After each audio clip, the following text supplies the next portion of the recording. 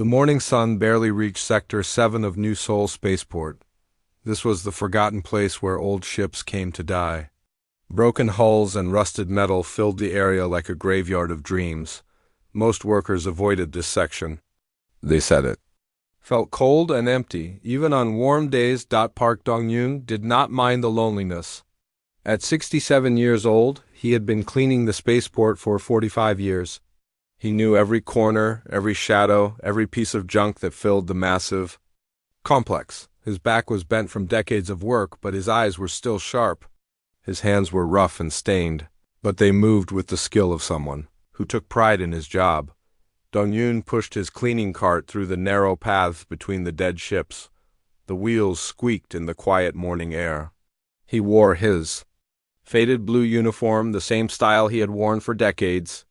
The name tag on his chest was scratched and worn, but it still read his name clearly. He had a routine. Start at the outer edge, work his way in. Clean the walkways first, then tackle the bigger messes. Today felt different, though. Something pulled him deeper into the ship graveyard than he usually went. Behind a row of newer wrecks, Dong-yoon found something strange.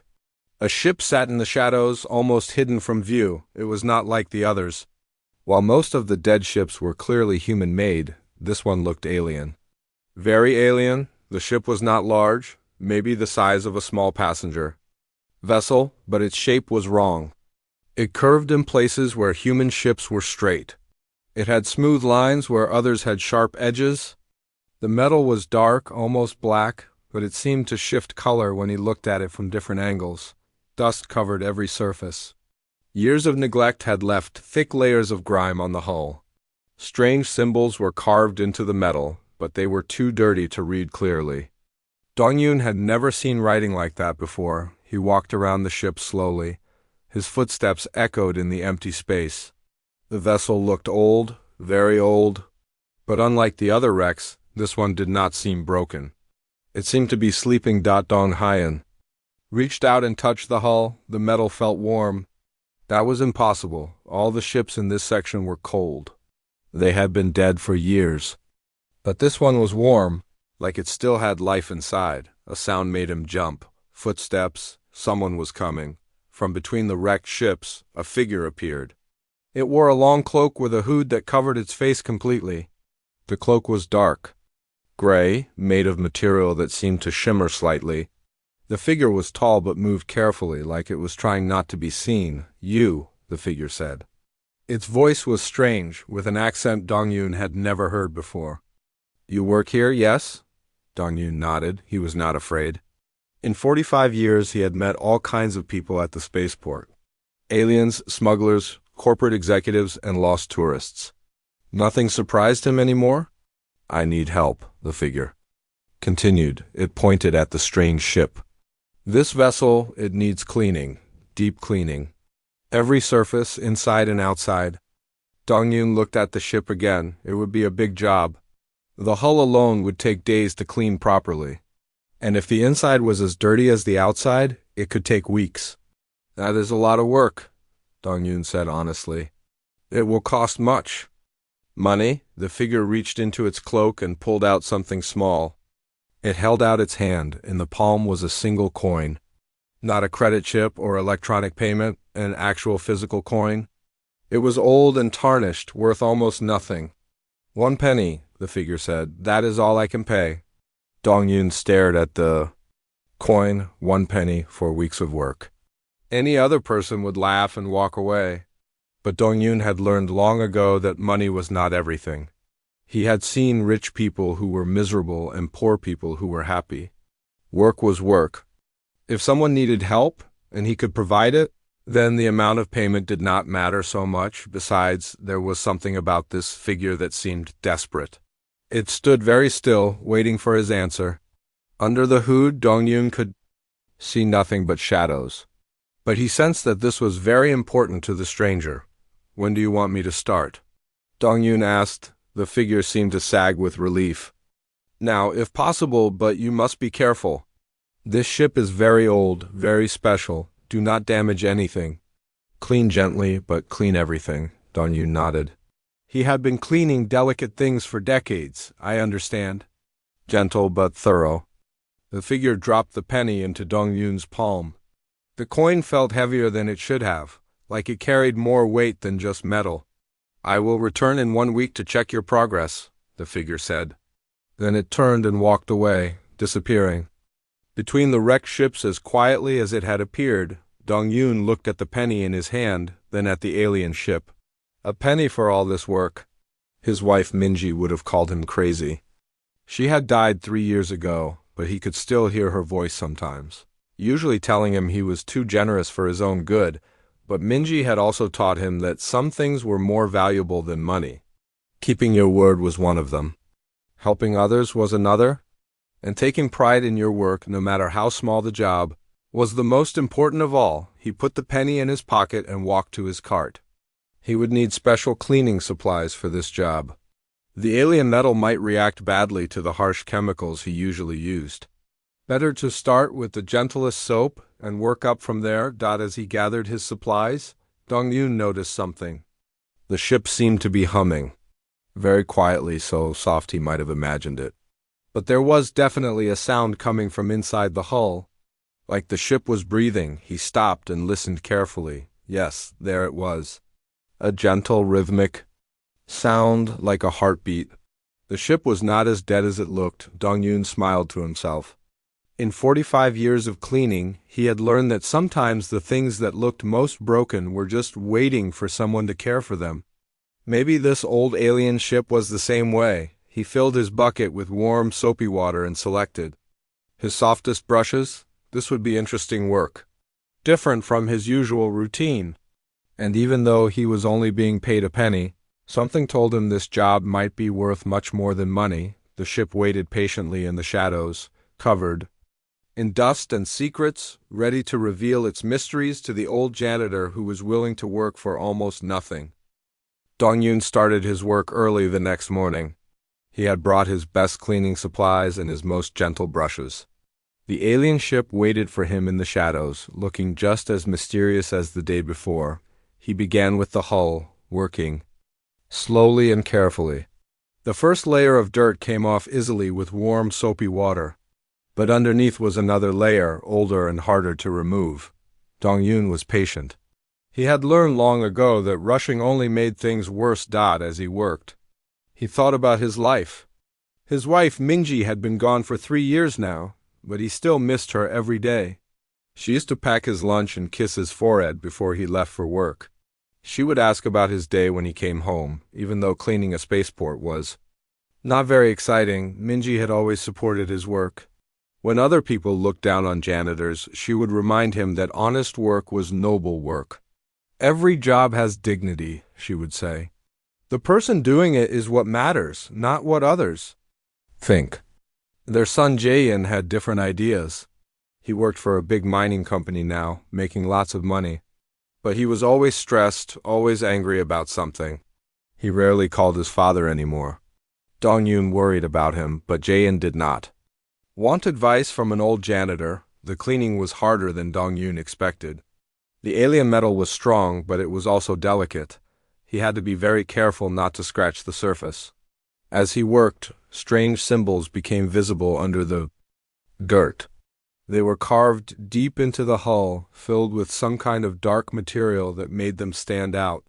The symbols were beautiful. They flowed like water, connecting to each other in patterns that seemed to mean something important. Dong-Yun could not read them, but they felt familiar somehow. Like a song he had heard long ago, but could not quite remember. By the third day, something strange began to happen. As Dong-Yun cleaned each section of the hull, the metal began to glow. Very faintly, like moonlight on water. The glow was warm and gentle, not harsh like electric lights. The humming sound grew stronger too. Dong-Yun could hear it clearly now, coming from deep inside the ship. It was not mechanical like human machines. It sounded more like music or like something alive. On the 4th day, Dong-Yun found the entrance. It was hidden under layers of grime, but as he cleaned it, a door became visible. The door was round and covered with the same flowing symbols as the rest of the ship.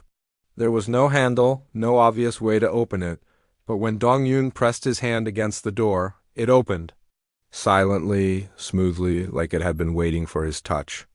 Cool air flowed out, carrying a scent like flowers and rain. Inside, the ship was dark. But as Dong Yun stepped through the doorway, lights began to come on. Not electric lights, but the same gentle glow that had appeared on the hull. The walls, the ceiling, even the floor began to shine with soft light. The inside of the ship was nothing like human vessels. Instead of straight corridors and square rooms, everything curved. The walls flowed like water, and the ceiling arched overhead like the inside of a great shell. It was beautiful, but also strange and alien. Dong Yun walked slowly through the ship, his footsteps echoing softly. The air was clean and fresh, not stale like he expected. Somehow, the ship was keeping itself alive even after all these years. He found what looked like a control room at the center of the ship. Banks of strange instruments lined the curved walls. In the middle of the room was a chair that seemed to be grown from the same material as the ship itself.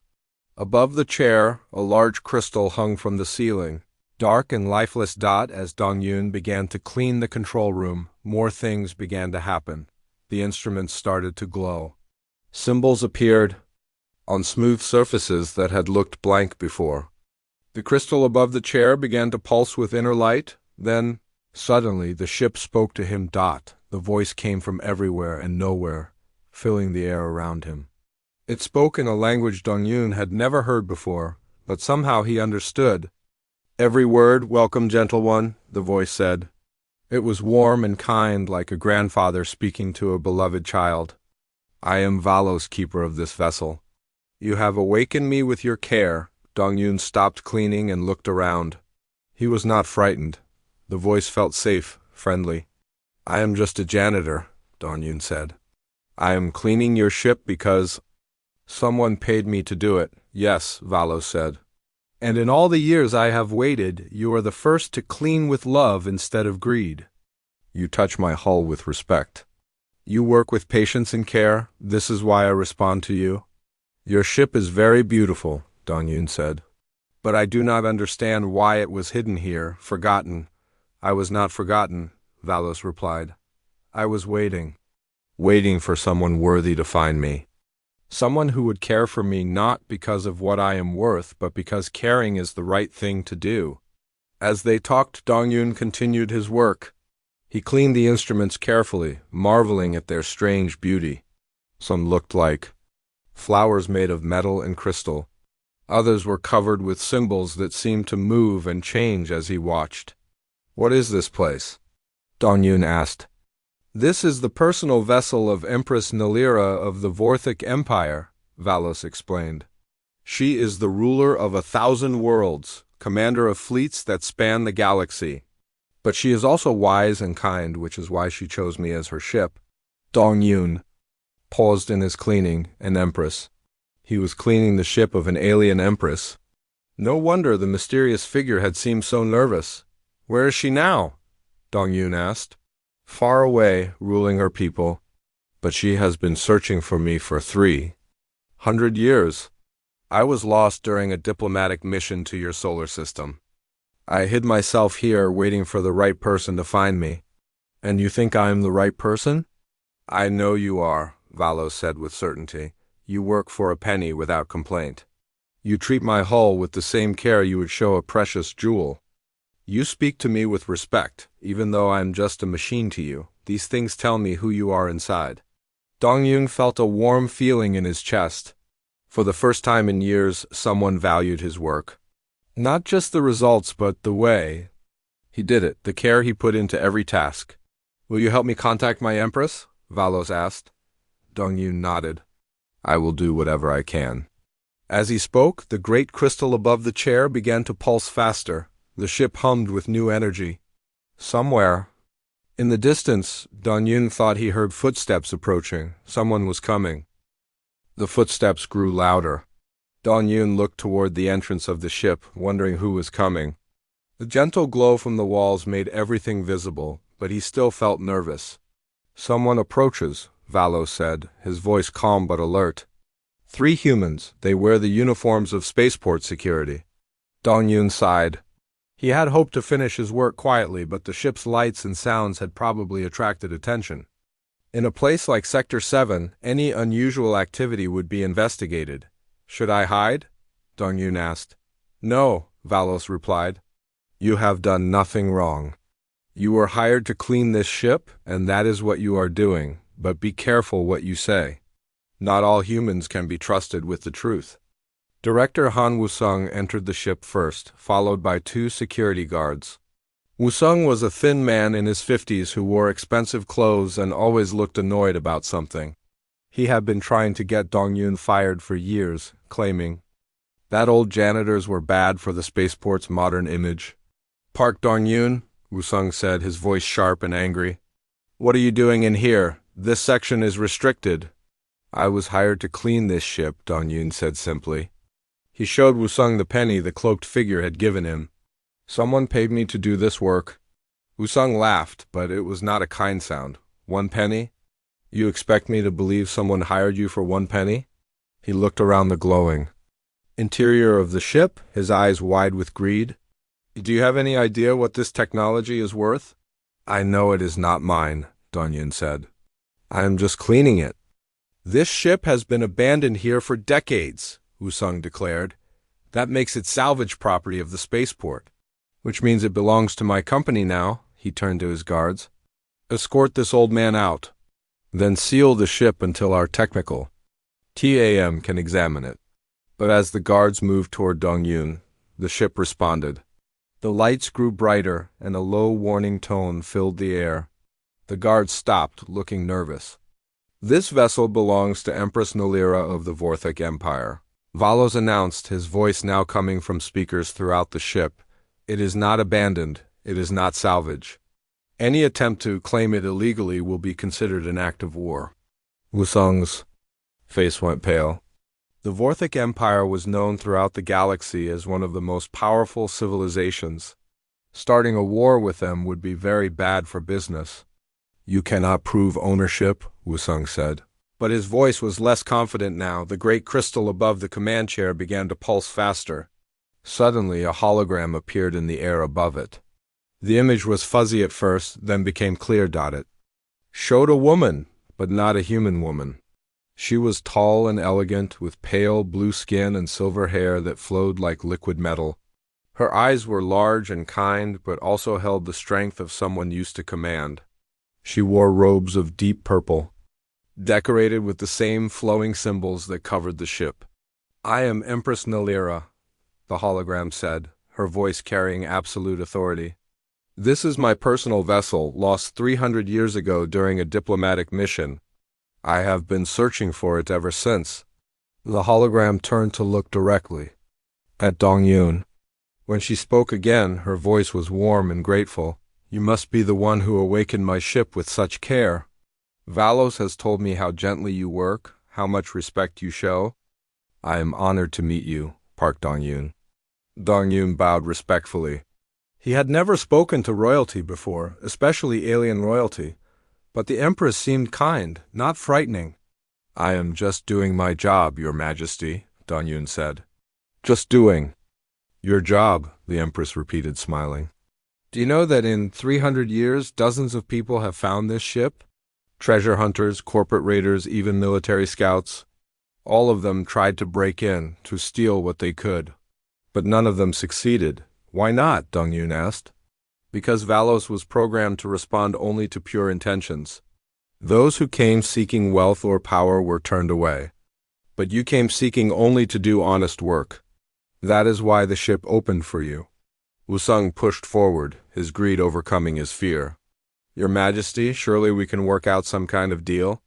This spaceport has taken care of your ship for 300 years. We deserve compensation. The Empress's expression grew cold. You call hiding my ship in a forgotten corner taking care of it? You covered it with trash and left it to rust? If not for this good man, it might have stayed lost forever. She turned back to Dong Yun. Valos tells me you have a son who works in space mining. Is that correct? Dong Yun nodded, surprised that the ship's AI had learned so much about him. Corporate Work can be very stressful, the Empress said. Perhaps he would benefit from seeing how his father has helped bridge two civilizations. Would you call him? I would like to speak with him as well. Dongyun hesitated. Jaein had not spoken to him in months. Their last conversation had ended in an argument about Dongyun's meaningless job. He is very busy, Dongyun said. Important corporate work. Nothing is more important than family, the Empress said gently. Please, call him. With shaking hands, Dongyun activated his old communication device. He sent a message to his son. Please come to Sector 7. It is urgent. While they waited, the Empress told them more about her ship. It contained not just advanced technology, but priceless artifacts from Vorthok culture. Ancient writings, works of art, and records of their civilization's history. To the Vorthok people, the ship was more than valuable. It was sacred. Many in my empire believed the ship was destroyed, she explained. Its loss was a great tragedy for our people. But now, thanks to you, it will return home where it belongs. What about compensation? Wusung demanded. Surely the spaceport deserves something for housing the ship all these years. You will receive exactly what you deserve, the Empress said, her voice sharp as ice. Nothing. You did nothing to earn anything more. 20 minutes later, Jaein arrived. He was a tall, young man in an expensive suit, but his face was tired and stressed. When he saw his father standing next to the glowing alien ship, talking to a holographic empress, his mouth fell open. Father, he said weakly, what is happening here? Your father has done something remarkable, the empress said, studying Jaein carefully. He has shown that humans are capable of great honor and integrity. These are qualities highly valued by my people. Jaein looked confused and overwhelmed. I do not understand. He is just a janitor, the Empress repeated. Those, words tell me much about who you are, young man. And none of it is good. The shame in Jaein's eyes was clear. For the first time, he was seeing his father through someone else's eyes. Someone who valued character over credits. The revelation was just beginning. Jaein stared at his father, then at the holographic Empress, then back at his father. His expensive suit suddenly seemed small and unimportant compared to the alien technology surrounding them. I am sorry, Your Majesty, Jaein said quietly. I meant no disrespect to my father. But you did mean disrespect, the Empress replied. You see his work as shameful? You think cleaning is beneath your family's dignity. This shows me that you understand neither dignity nor family. Before Jaein could respond, footsteps echoed from the ship's entrance again. The cloaked figure from before entered, but now it threw back its hood. Underneath was an alien face, similar to the Empress but male and older. His skin was darker blue, and his silver hair was shorter. He wore simple clothes, not royal robes. Korith, the Empress said warmly. My old friend, you found it? The alien bowed deeply to the hologram. Yes, my Empress. After 300 years of searching, I finally located your ship, and I found something else as well. He looked at Dongyun with deep respect. I found a human worthy of our trust. You are the one who hired me, Dongyun said. I am Korith, advisor to the Empress and guardian of the royal treasures, the alien explained. I have been searching every spaceport, every junkyard, every forgotten corner of this system for centuries. When I finally found the ship, I knew I needed help. But I also knew I had to test whoever I chose. So you offered him 1 penny, the Empress said, understanding immediately. Yes, I watched this sector for weeks, studying the workers. Most ignored the old ships completely. Some kicked them or treated them roughly. But this man, Korith pointed to Dongyun, cleaned everything with care. Even the broken ships that would never fly again, he treated with respect. Wusung, who had been quiet during this exchange, suddenly spoke up. This is all very touching, but let us talk about the real value here. This ship contains technology worth billions of credits.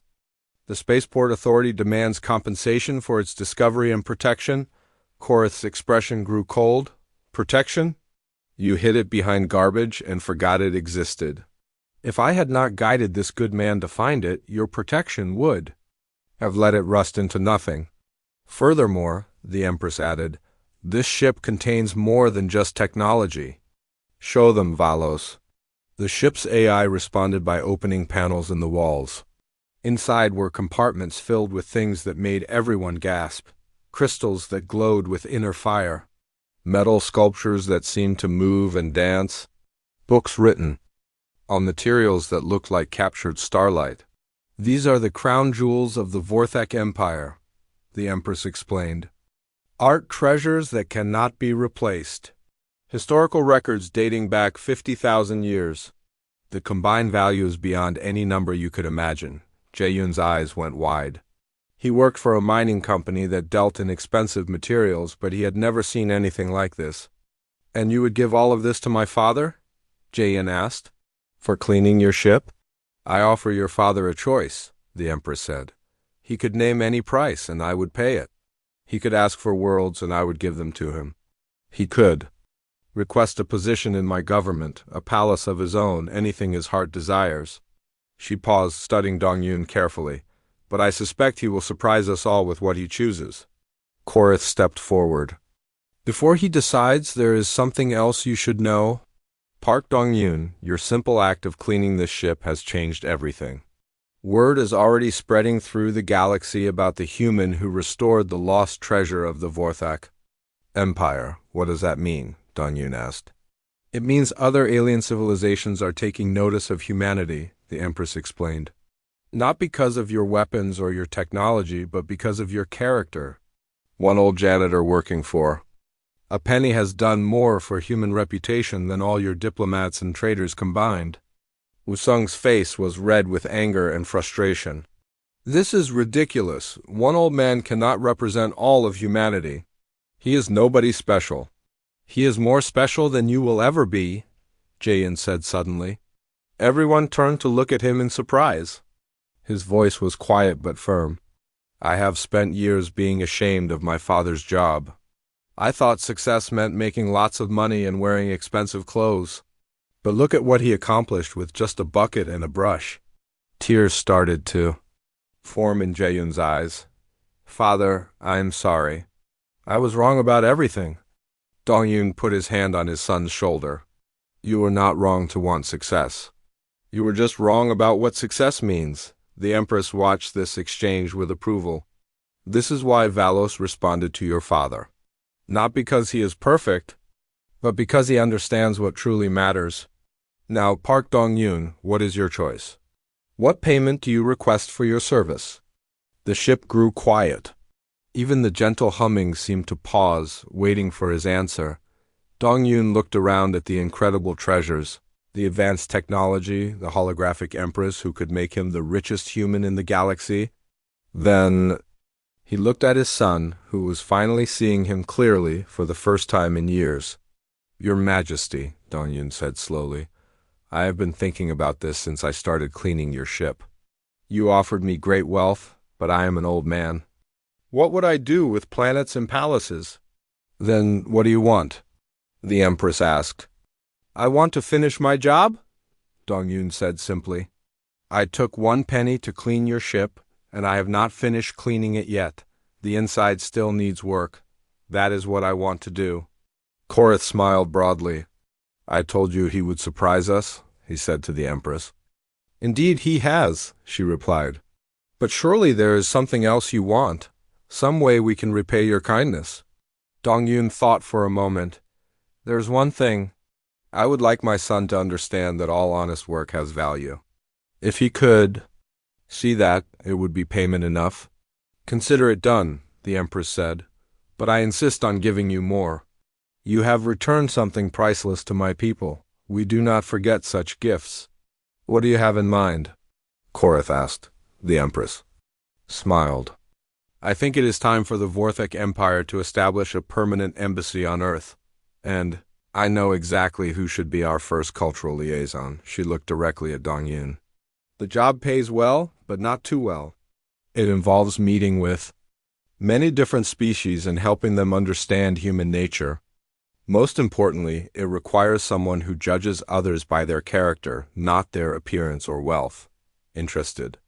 Dong-yoon looked at Jae-yoon, who nodded encouragingly. I would be honored, Your Majesty, Dong-yoon said.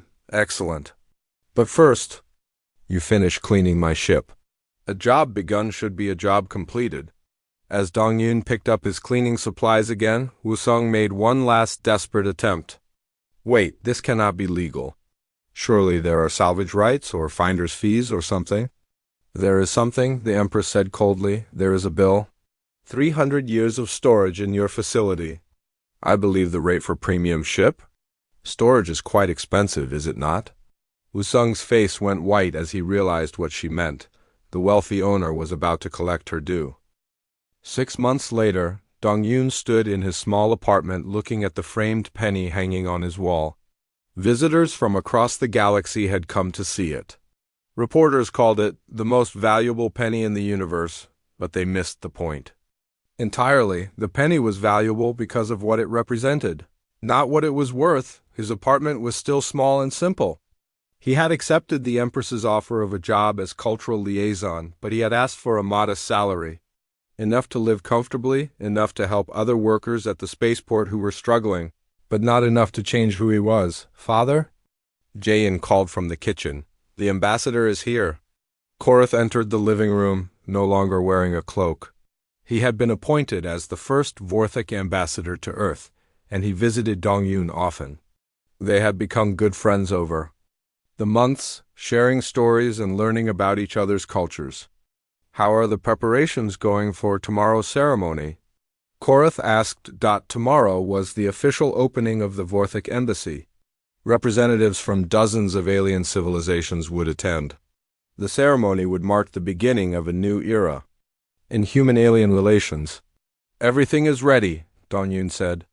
Though I still think you are making too big a deal about this, Korath laughed.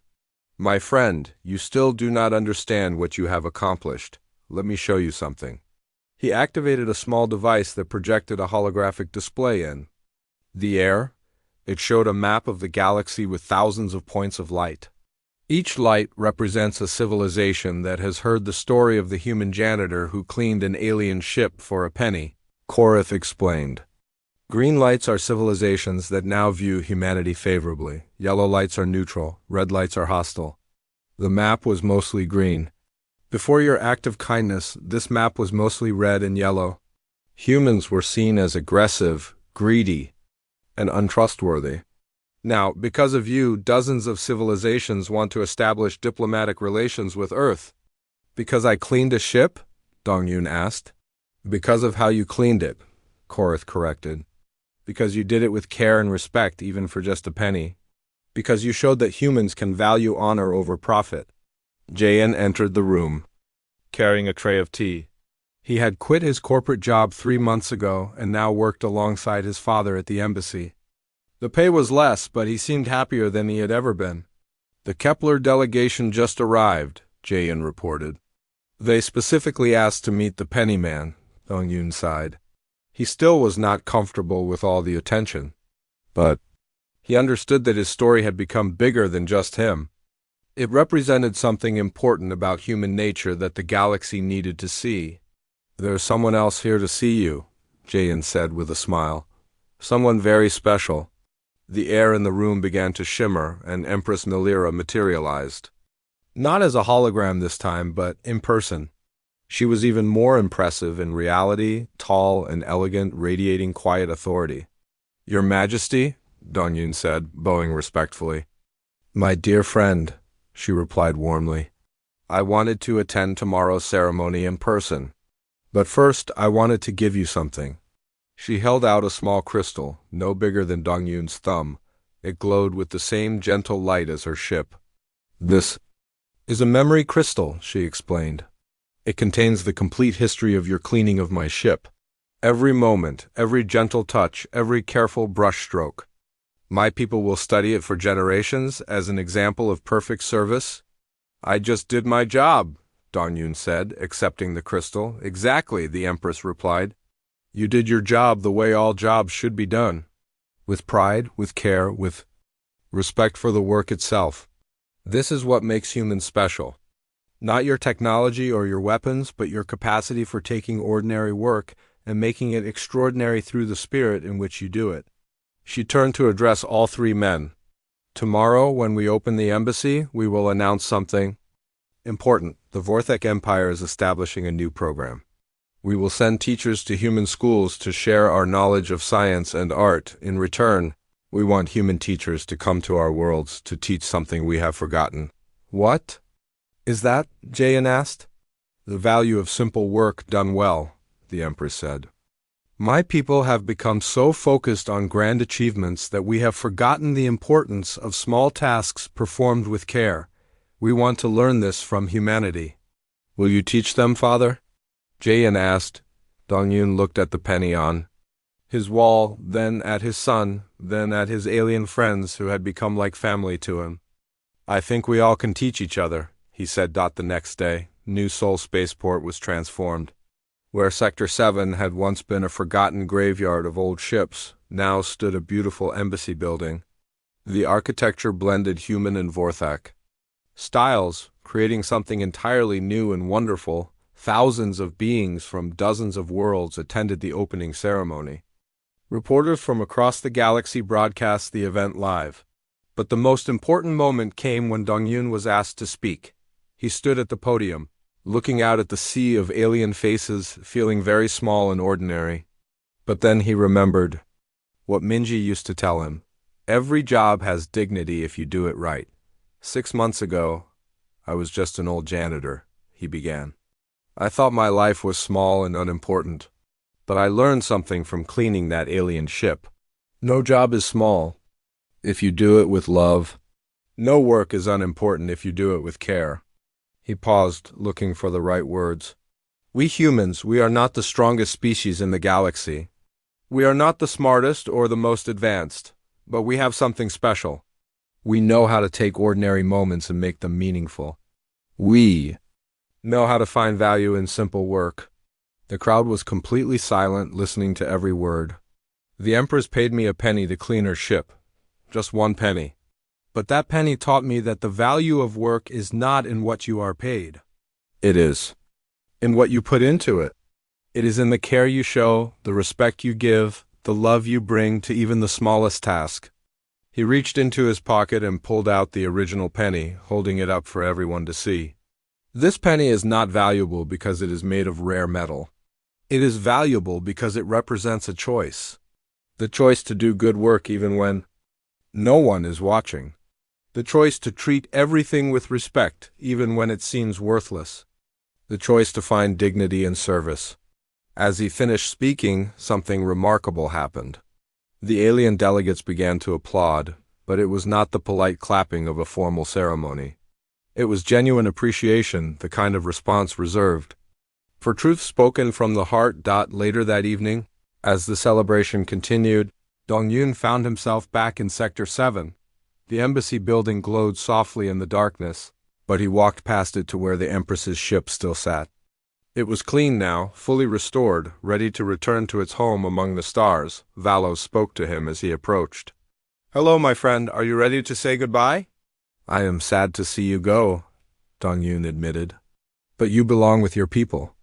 I will never forget what you did for me, Valos said.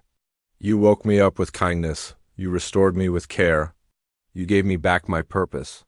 You gave me something too, Dongyun replied. You showed me that my work matters, that who I am matters. As he spoke, Jayan and Karth joined him beside the ship. The final preparations are complete, Karth announced. We depart for home tomorrow. Will you visit? Jayan asked. Often, the Empress said, appearing in the ship's doorway. This has become a second home to me. And you, she looked at Dongyun, have become like family. The next morning, Dongyun stood with hundreds of others to watch the Empress's ship. Lift off, it rose slowly, gracefully, its hull gleaming in the sunlight. As it reached the sky, it paused for a moment, hovering above the spaceport like a blessing. Then it accelerated toward the stars, carrying its precious cargo home, but it left something behind. It left the knowledge that a single human being, working for a single penny, had changed the galaxy's opinion of an entire species, and in his small apartment, Dongyun kept that penny in its frame on the wall. Where visitors from around the galaxy came to see it and learn about the human way of finding value in the simplest acts of service, The old janitor had become a legend, not through conquest or discovery, but through the quiet dignity of work. Done well. This was the human way. And the galaxy was better for having learned it.